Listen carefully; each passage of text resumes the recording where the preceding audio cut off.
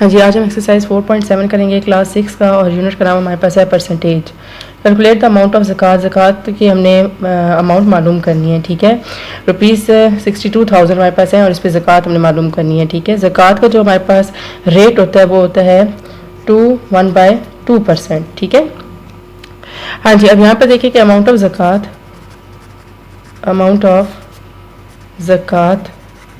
Is equal to 1/2%, 62000, ठीक है। 62,000 आ जाता है, ठीक है। अब हम क्या करते हैं, तो ये 5/2% मल्टीप्लाई 62000, ठीक है, यानी कि ये 62,000 है।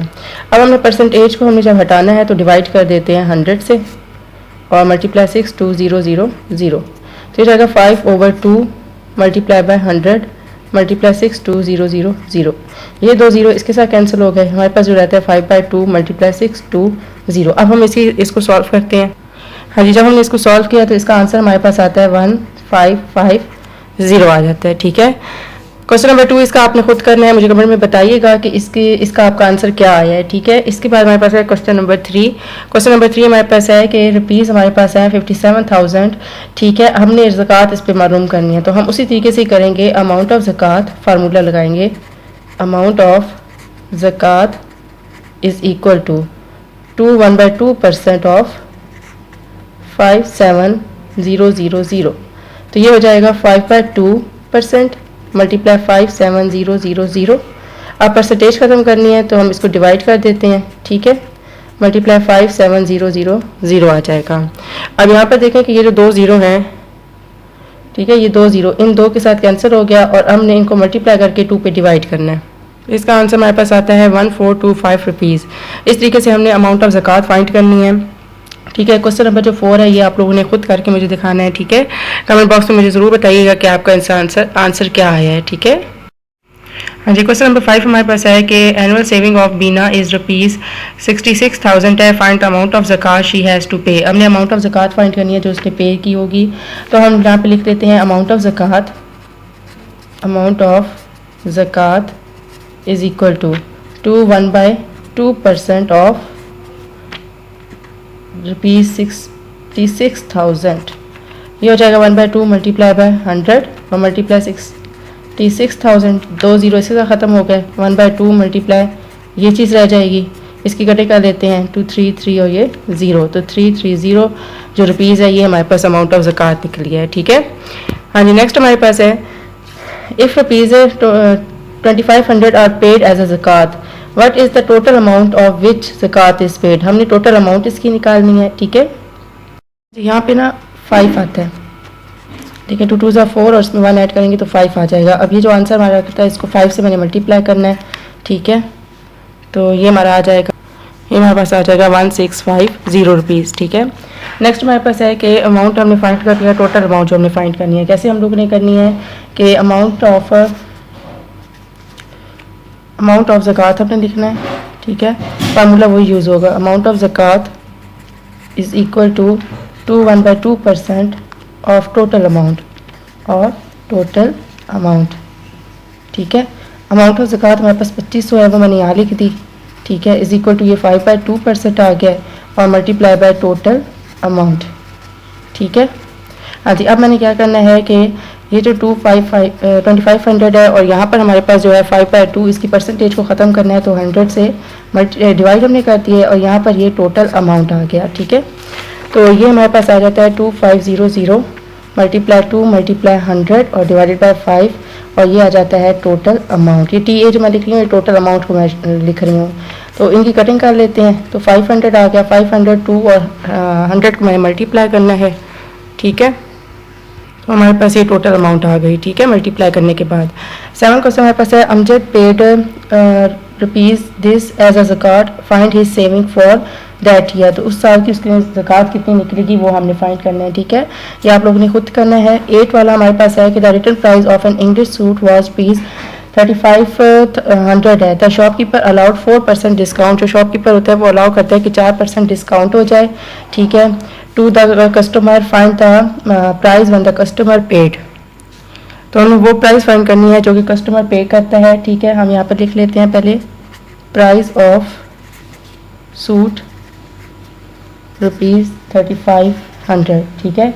डिस्काउंट जो उसने दिया है वो है 4% ऑफ 3500।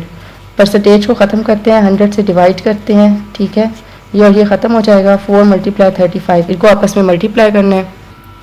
तो ये हमारे पास आ जाता है 140, ठीक है। ये हमारे पास निकला है डिस्काउंट, ठीक है। अब find the price which the customer paid. अब जो कस्टमर पेड करता है वो कितनी होगी, customer paid.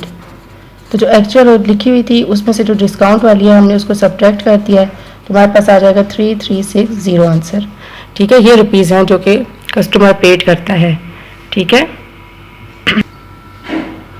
Mohammad Nasir paid ₹450 as a commission at the rate of 3% to an agent for selling his good through him. Find out the sale price of the good. Sale price हमने find करना है। Commission हमारे पास कितना है इसका, पहले हम वो लिख लेते हैं। कमीशन हमारे पास है 3%, ठीक है। अमाउंट ऑफ कमीशन, ठीक है।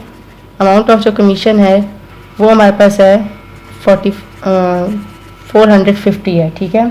तो हम यहाँ लिखते हैं amount of commission is equal to 3% of sale price.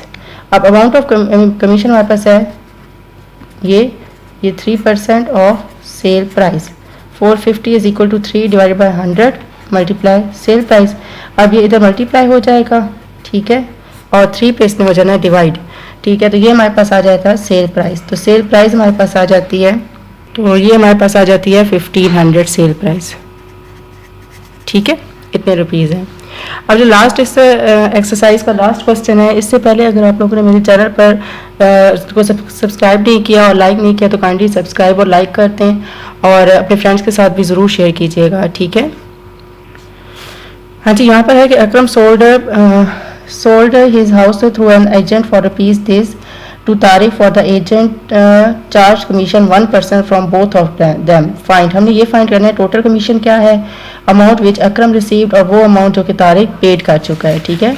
अब हम इसका पहले लिख लेते हैं कि कमीशन हमारे पास कितना है, 1% है, कमीशन 1%, ठीक है। तो हम इसको किस तरीके से लिखेंगे कि अमाउंट ऑफ कमीशन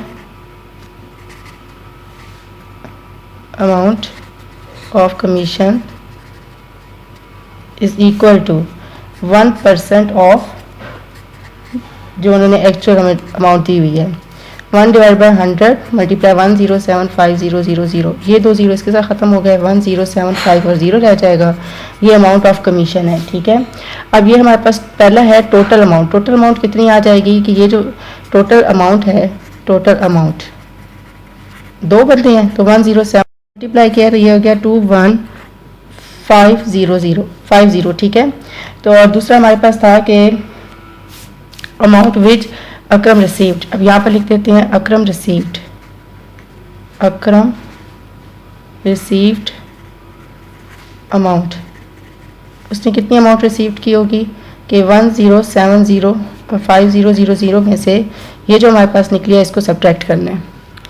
हाँ जी, इसमें से हमने ये जो 10750 है इसको सब्ट्रैक्ट कर देते हैं तो हमारे पास आ जाएगा 106425 और 0।